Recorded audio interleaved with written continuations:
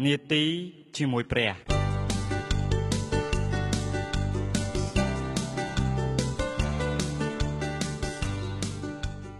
រីឯនៅវេលានោះមានស្ត្រីជាហោរាម្នាក់ឈ្មោះដេបរ៉ា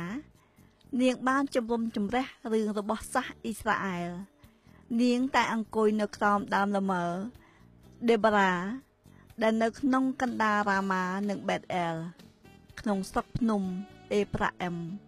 ពួកកូនចៅអ៊ីស្រាអែលក៏ឡើងទៅឯនាងឲ្យបានជំរុំជម្រះរឿងគេនេះបានចារឡើងនៅក្នុងគម្ពីរចៅហ្វាយចំពុក4ខ4និងខ5នាងដេបរ៉ាជាអ្នកដឹកនាំដ៏ល្បីម្នាក់ក្នុងចំណោមពួកចៅហ្វាយដឹកនាំពួកកូនចៅអ៊ីស្រាអែលនៅក្នុងចំណោមនាងពួកកូនចៅអ៊ីស្រាអែលរស់នៅក្រោមកណ្ដាប់ដៃយ៉ាប៊ីនជាស្ដេចស្រុកកាណានដែលសោយរាជ្យនៅហាសោស្ដេចនោះមានមេទ័ពម្នាក់ឈ្មោះស៊ីសារ៉ាដែលមានរទេះដៃ900ពួកគេបានសង្កត់សង្កិនពួកកូនចៅអ៊ីស្រាអែលយ៉ាងខ្លាំងអស់រយៈពេល20ឆ្នាំមកហើយឥឡូវនេះដល់ពេលកំណត់ដែលពួកកូនចៅអ៊ីស្រាអែលត្រូវងើបឈរឡើងដើម្បីទាមទារទុកសេរីភាពដូច្នេះនាងដេបរ៉ាក៏បានចាត់ឲ្យគេទៅហៅបារ៉ាក់ហើយប្រាប់ថាព្រះយេហូវ៉ាជាព្រះសាសអ៊ីស្រាអែលទ្រង់បានបង្គាប់ថា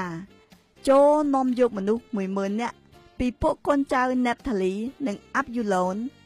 ចូលទៅភ្នំតាប៉ោទៅនោះឯងនឹងទាញនាំស៊ីសារ៉ាជាមេទ័ពរបស់ស្ដេចយ៉ាប៊ីនព្រមទាំងរទេះនិងពួកពោលទាំងប៉ុន្មានរបស់គេមកឯឯងនៅត្រង់ស្ទឹងគីសុនហើយនឹងប្រកល់គេមកក្នុងកណ្ដាប់ដៃឯងចៅហ្វាយចំពុក4ខ6ដល់7បារ៉ាក់បានឆ្លើយតបថាបើលោកស្រីមិនអញ្ជើញទៅជាមួយទេនោះខ្ញុំក៏មិនទៅដែរតើនឹងឲ្យនាងដេបរ៉ាទុកឱកាសដ៏ល្អនេះចោលទៅកើតឬដូច្នេះនាងក៏ឆ្លើយថាដូច្នេះខ្ញុំនឹងទៅជាមួយនឹងអ្នកដែរប៉ុន្តែ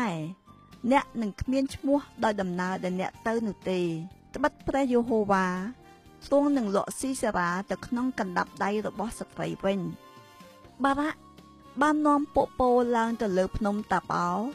សង្កេតមើលឃើញពួកទ័ពរទេះដៃ900ដែលនៅក្រោមអំណាចការដឹកនាំរបស់ស៊ីសារ៉ាដែលបានរាយទ័ពចាំចូលច្បាំងជាស្រេចចាប់តាំងហារូសេតកូយីមរហូតមកដល់ស្ទឹងគីសុនចា៎យើងនឹងបន្តរឿងនេះនៅថ្ងៃស្អែកទៀតសូមគិតមើលហើយសួរខ្លួនឯងថាតើព្រះនឹងនៅខាងយើងដែរឬទេអោព្រះអង្គម្ចាស់អើយគុណសូមអរព្រះគុណដែលទ្រង់បានប្រើស្ត្រីម្នាក់អាចជួយសង្គ្រោះដល់ពួកកូនចៅអ៊ីស្រាអែលទាំងមូលបានចា៎សូមអរគុណដែលបានស្ដាប់ហើយសូមរងចាំស្ដាប់នៅពេលក្រោយទៀត